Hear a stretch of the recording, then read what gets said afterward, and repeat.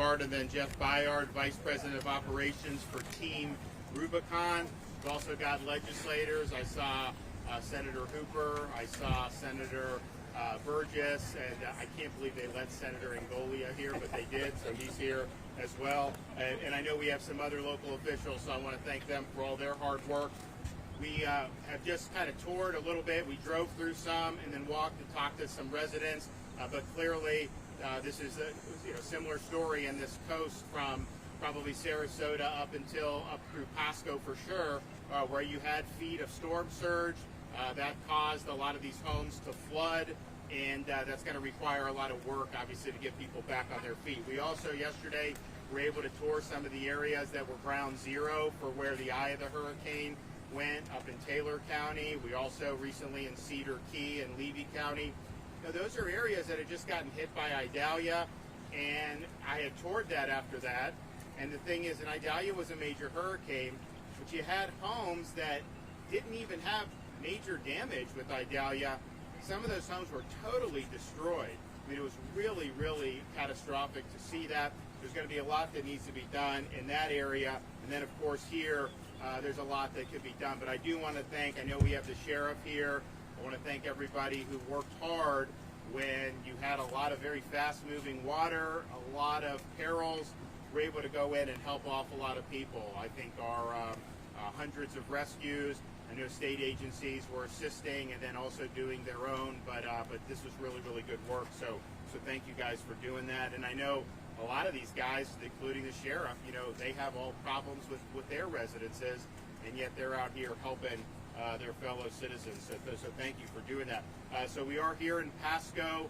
I know the county has some of the points of distribution set up. We're also willing to do that in the state. We've got 34 points of distribution that are now set up across the state in various counties, being done by the Florida National Guard.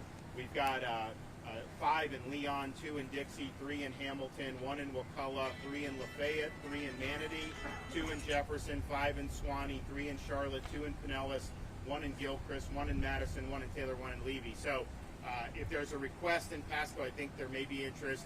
We'll fulfill that request and do that. And that is distributing things like water, food, some supplies, tarps, and other things of that nice. Although this was a water storm.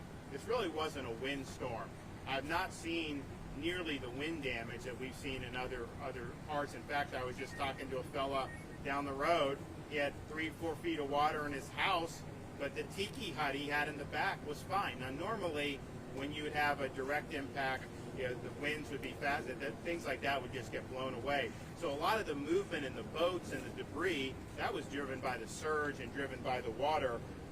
And so that's just this. But we're still offering the tarps in case people need it. Also ice bags. The Florida National Guard by itself has cleared almost 1,200 miles of road. They've rescued 155 personnel and 156 pets. So we appreciate what the Florida National Guard has done with that. We are now looking at a power situation where since the beginning impacts of the storm, 2.175 million accounts have been restored. 227,000 accounts are outstanding. We got word from here in Pasco that in this area, the local utility is expecting the power to be back on by tonight. Now, you may not be able to receive power, and you may have damage to your own system apart from what the overall system's doing, and that's just going to require people to look at that. You may have potential fire hazards, so I know they're going to work on that to make sure that everybody is safe, but when you have that much inundation of water, it may not necessarily just be what can be hooked up on these power lines. It may be, can you safely receive power or not? And hopefully they can safely receive it here, but I know they're going to be looking at that. Duke Energy expects to have power restored to most of their customers by midnight tonight. So of the 227,000, we have about 112,000 that are Duke accounts. Most of those are the Pinellas County area that also got hit hard, and so we expect that to be back on very, very quickly. Cut and toss operations on state-owned facilities are complete, except for areas that are just simply inaccessible because of hazards. That's not necessarily a lot, but there are some spots, particularly in northern Florida. So the work started 3 a.m. on Thursday morning, and they've now cleared 12,200 miles of roadway, and we've had 2,100 members of Florida Department of Transportation working since the storm hit on recovery efforts. All the interstates were cleared very quickly. They did all the bridges and made the inspections there. All the causeways in the greater Tampa Bay area. Some of them had damage. I think 3 of the 4 had damage, so they were able to do that and get those open very quickly. We are now about 9,000 traffic signals statewide that were reviewed, and there are 80 signals in areas directly impacted by Helene that are not operational. So almost every traffic signal's back. And remember, traffic signals out, you treat it like a 4-way stop. And so you go, you do, and I know it can be frustrating, but there are very few signals that are out.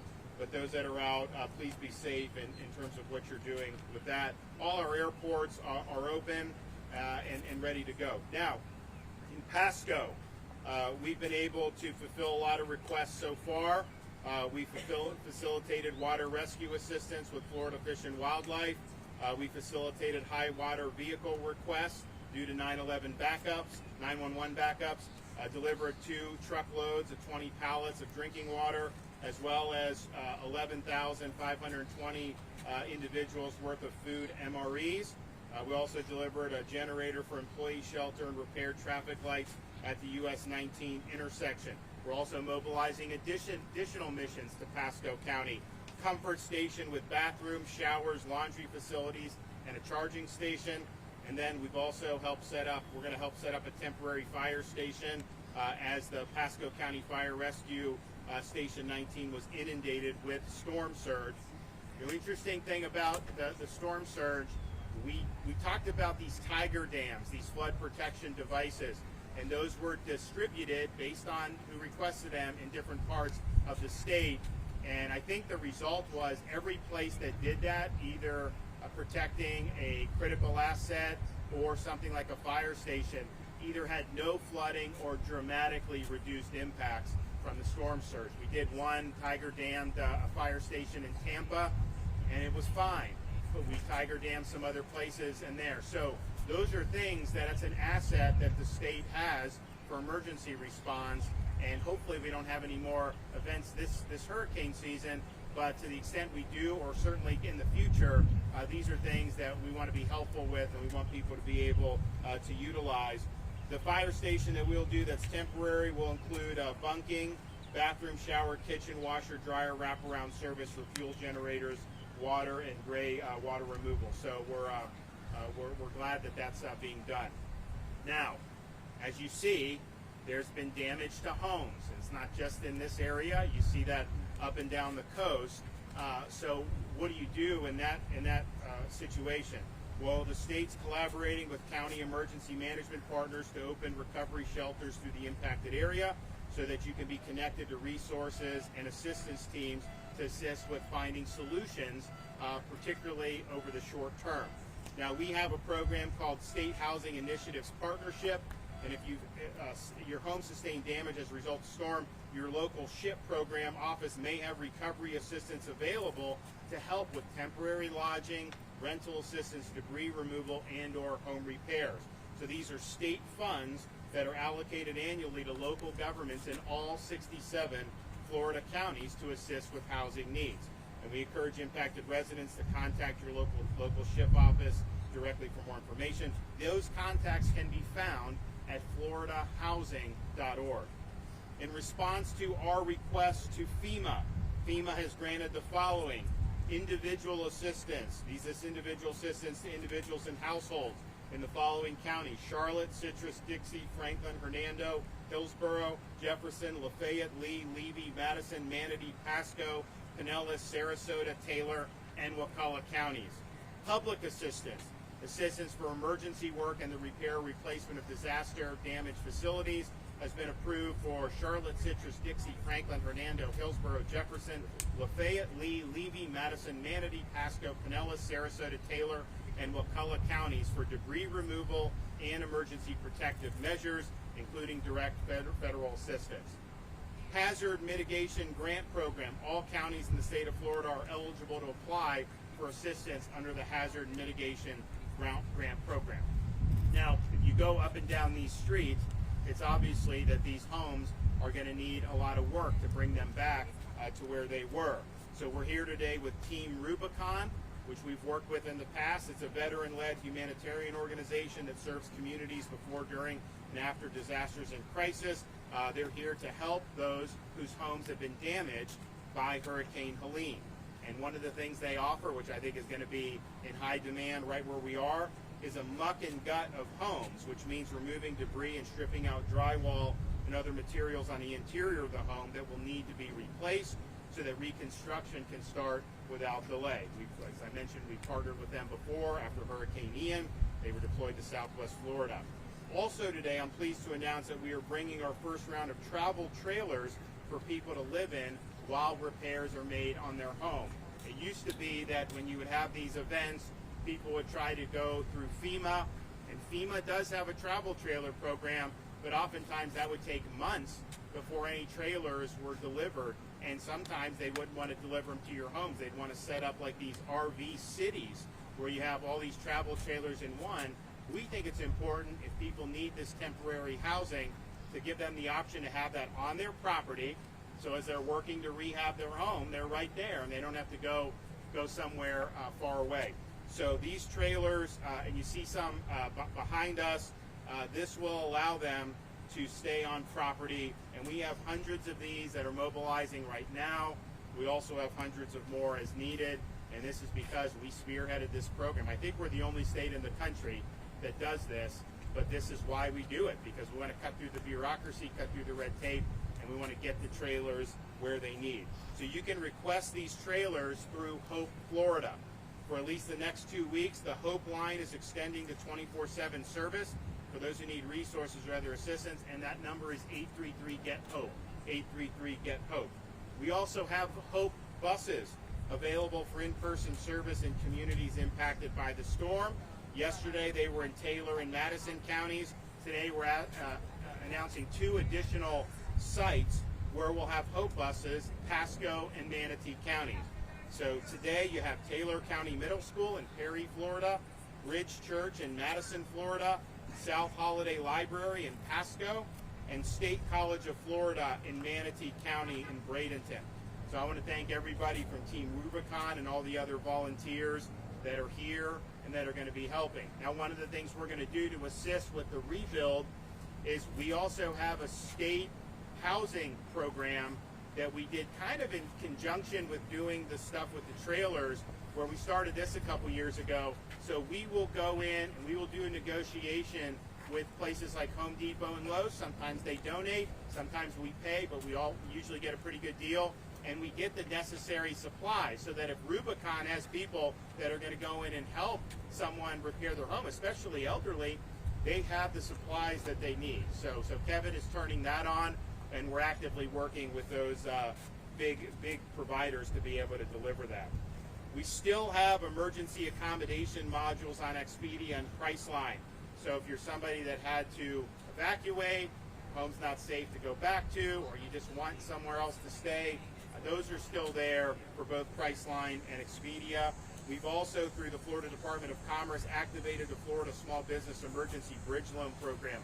So we have $15 million available for businesses for immediate cash in hand to make critical repairs and keep people on the payroll. This is a zero interest loan, and honestly, the repayment are very, very liberal in terms of the requirements. So this is something that if you need an infusion of money in a way that's not going to, saddle you with difficult liabilities in the future, this is a very flexible program. So we have loans of up to $50,000 available through those programs. And if you want to apply, you can go to www.floridajobs.org/EBL, and you can apply. We've also activated the Florida Disaster Fund. This is our official private fund established to assist our communities as they recover from disaster. These are tax-deductible donations. And so you can go to floridadisasterfund.org, floridadisasterfund.org. We've also authorized to send air assets to help with rescue efforts in western North Carolina. And if, for those who have seen the images, honestly, it hasn't gotten a lot of media attention, but you have major devastation, roads, bridges washed out. People can't even access there. And so there's going to be a need for air assets, and so we are moving air assets there. You know, fortunately, our rescue operations were conducted. Pasco did a great job, all these places, and we don't have the demand for that right now. We also understand that Western North Carolina, it's not like it's just a random spot on the map when it comes to Florida. You go there over the summer, half the people there are from Florida, and they go. Now, I know a lot of Floridians have probably came back home in September, but you may have some there. So we'll be putting out some information where if you do have Floridians that are stranded, just like we did with Israel, just like we did with Haiti, you know, we're willing to mobilize resources to be able to bring you to safety. It's a very difficult situation there, and in parts of Tennessee as well, but certainly Western North Carolina, keep those folks in your thoughts and prayers. And so we're sending some help. We stand by to do more as we have resources that are not being used for our recovery efforts here in the state of Florida. All right, with that, I want to bring up Kevin Guthrie, Florida Division of Emergency Management. Thank you, Governor. Thank you for trusting the State Emergency Response Team and the Florida Division of Emergency Management as we ensure resources are getting to those that immediately need the help. As of this morning, the State Emergency Response Team has completed over 800 missions and is actively fulfilling an additional 1,700 in support of response to Helene. Urban search and rescue teams are wrapping up the work on search and rescue operations across the state. As the Governor just mentioned, we're going to start releasing those to start helping out in North Carolina if needed. If you need reunification with a loved one, I want to encourage you to call the Red Cross. They do that very well. Make sure you call 1-800-RED-CROSS. That's 1-800-733-2767. Crews are still working around the clock to clear roads and repair roads damaged and other critical infrastructure. Points of distribution are open in impacted areas to include by the county right here inside of Pasco County. You can go to floridadisaster.org/updates for that. The state is collaborating with our county emergency management partners to transition sheltering out of schools so that we can get the schools open back up this next week for the impacted area to connect, and we're going to connect survivors with resources that will assist them in finding solutions. Now that we have received the federal declaration that the Governor has mentioned, individual assistance, including right here in the greater Tampa Bay meteor market, are eligible. You heard the Governor announce those earlier today. Since that is turned on, FEMA will be making the following available. Displacement assistance. Funds are available to cover 2 weeks worth of interim housing expenses, such as staying in a hotel, an Airbnb, or with friends and family. You need to keep all of your receipts. Rental assistance. After displacement assistance is exhausted, individuals with continuing disaster housing needs can notify FEMA that they are in need of rental assistance. This is paid out on a month-to-month basis for up to 18 months. Home repair and replacement assistance. FEMA provides financial assistance for homeowners to cover the cost of home repairs up to $42,500 if they qualify. One example is if it's a second home, you will not qualify. That's just one example of an automatic delineator there. Small Business Administration, the SBA provides low interest loans up to $500,000 to cover most home repair costs. As soon as these resources are available, we will share them everywhere and with everyone. You can apply for individual assistance right now by going to disasterassistance.gov. Again, that's disasterassistance.gov. You can do that on the FEMA app, or you can call 1-800-621-3362. If you need volunteer resources, visit our Helene resource page for a complete list, including hotlines for groups conducting lookouts, tarping, and debris removal. There are many other teams, including Team Rubicon, that are available for this statewide. Crisis cleanup is activated and can take your calls now. Don't let scammers come around and try to take advantage of you. I know the sheriff has deputies posted everywhere looking for this, but again, it takes all of us to look out for all of us. So if you see somebody that's sketchy doing something they shouldn't do, they can't provide you some type of license or anything of that nature, call the sheriff's office, immediately report that. I know Chris, or Sheriff Nocco, sorry about that, sir, Chris. I know Sheriff Nocco will be more than happy to come and show them his fine hotel accommodations. You can always verify contractors' licenses by visiting myfloridalicense.com and report any unlicensed activity to 866-532-1440. If you receive damage to your home, take pictures before you clean up. Make sure you're getting pictures of high water marks. In this area, they all look to be about 4 to 5 feet high. Go ahead and make sure you take pictures of that. I want to drill into something the governor said on the ability to receive power. All right, I know Pasco County Emergency Management is here on site. He's right over here off camera. Andy Fossa is the unit director.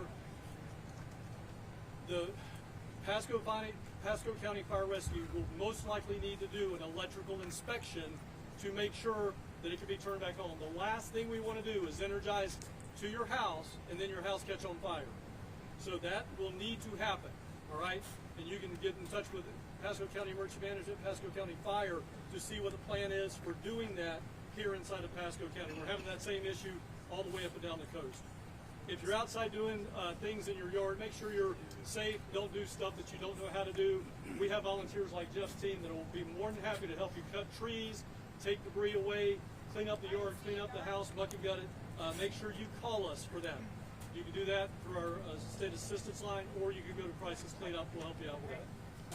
Be sure as you start pulling out debris, it will certainly help Pasco County as they clean up.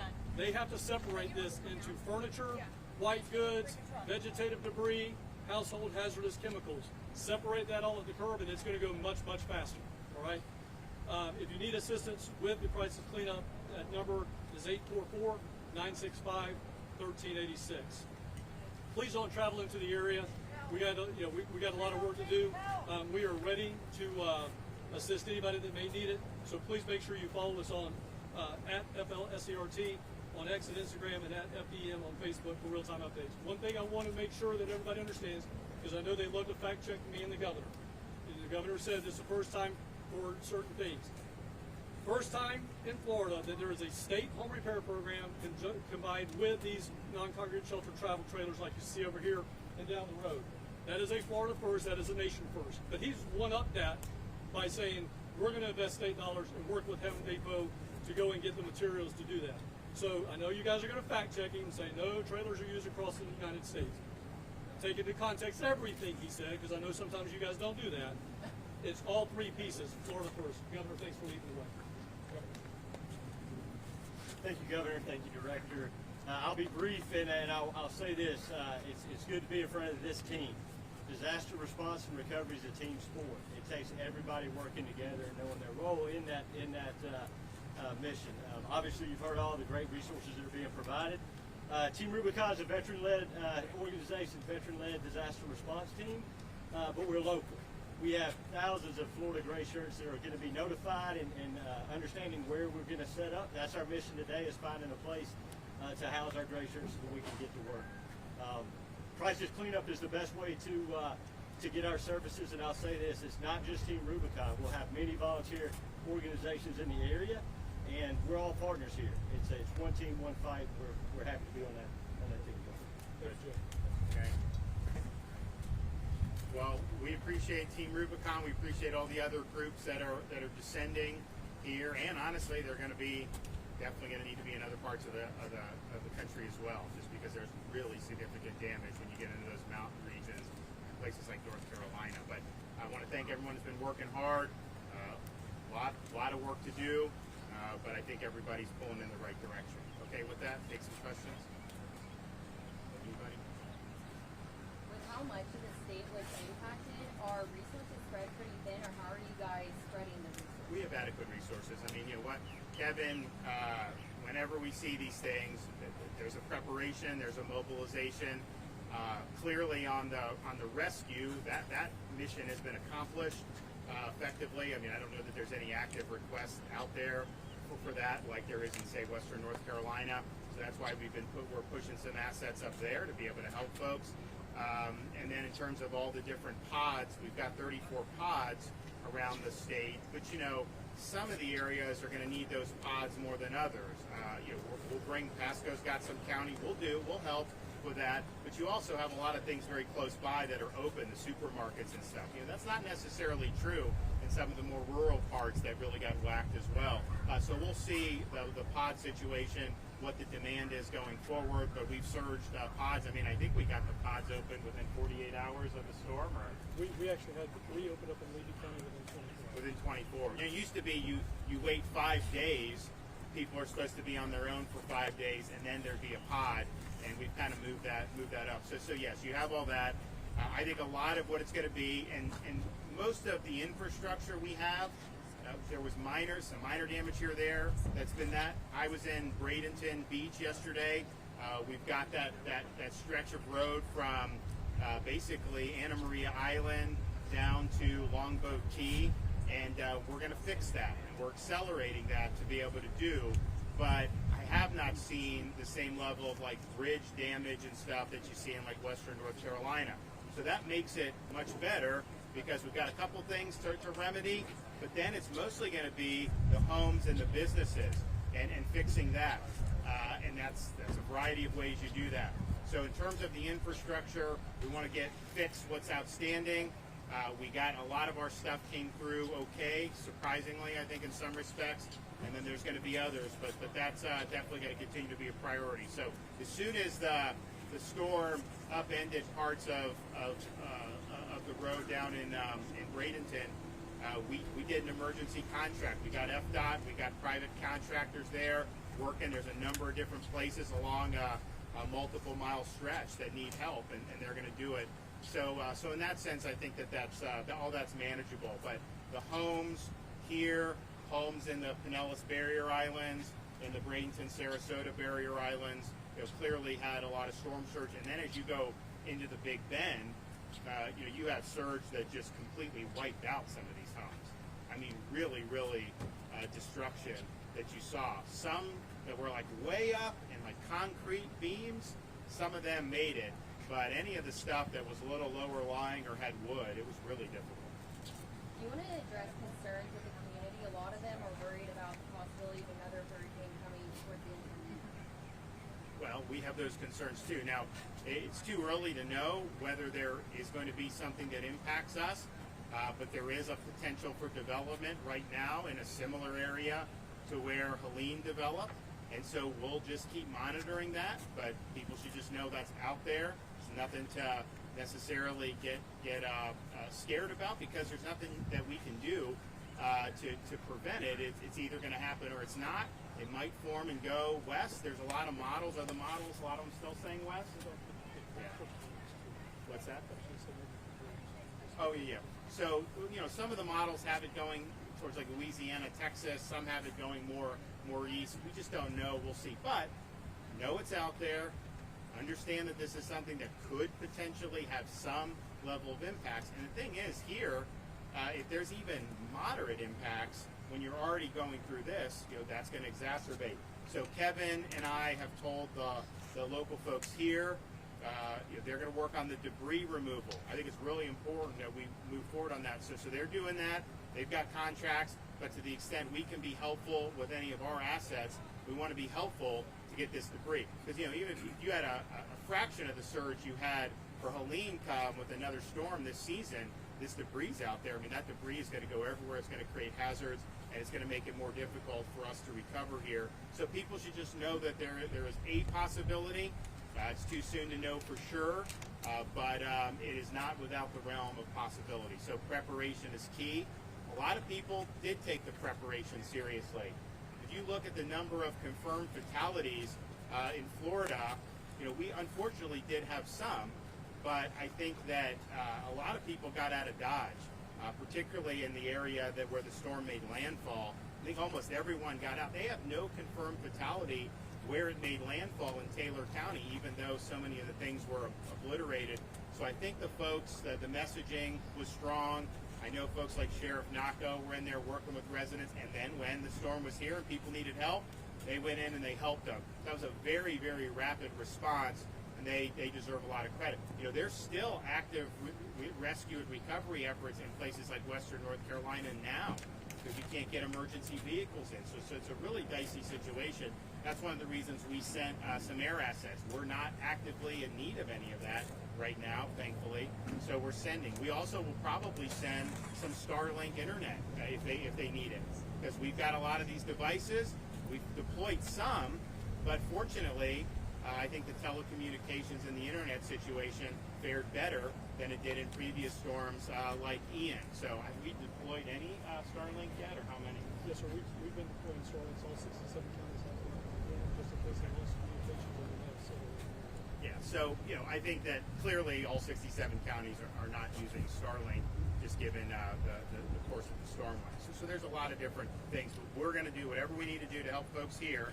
If we have additional resources that are not being used, that can be used to help folks, particularly given the fact that there's probably some Floridians there, we want to be helpful, and we are going to be putting out something where if there are Floridians that are caught in any part of Helene's path, even if they're outside our state boundaries, if we can be helpful and bringing them to safety, just like we did in Israel, just like we did in Haiti, we want to do that.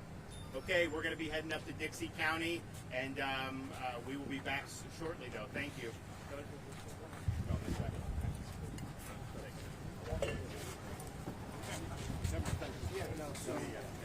Yeah, you guys are going to